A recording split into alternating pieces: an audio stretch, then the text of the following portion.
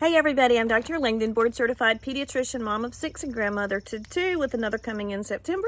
And today's video is about a sad recent report concerning an increasing rate of drowning, particularly in 1 to 4-year-old toddlers in the United States.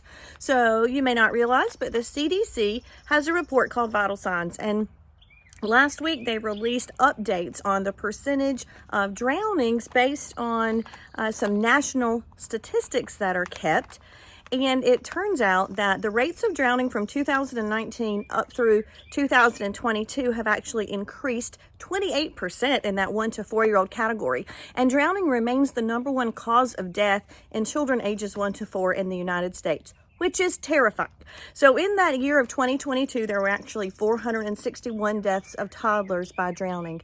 It is so scary and it is so common because it can be silent and it can be quick. It doesn't make noise. Toddlers are typically upright and just sink down without making any bubbles or splashing or screaming or crying for help, and it can happen in seconds.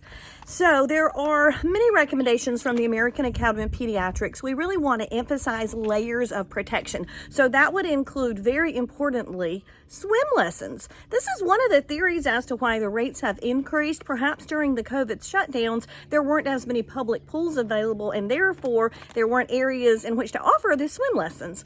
So I would encourage all parents to have their toddlers to take swim lessons for survivability.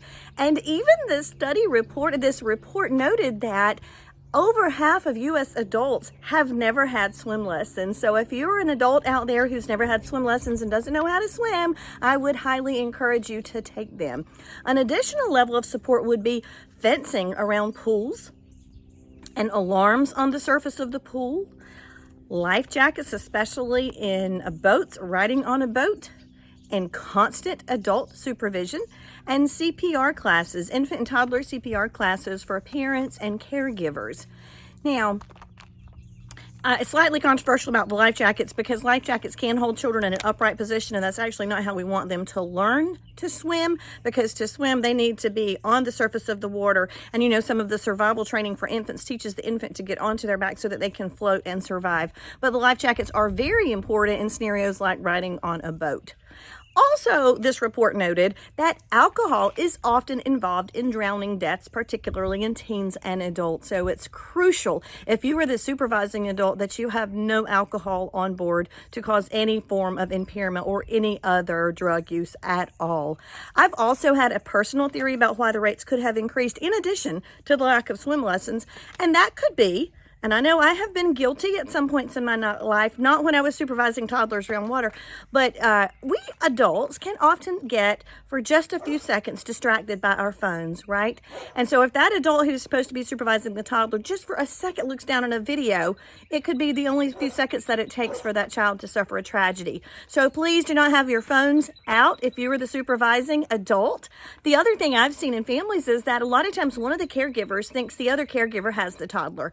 So you need to be very specific. I am going to eat supper now. You have this toddler. And when you are the one responsible, I want your hand on that kid at all times if you are around the water, because these tragedies happen so quickly and are irreversible. Please take CPR. Please have your children take swim lessons. And if you're an adult and haven't had them yet, you should take them as well. Hope you found this helpful. Thanks.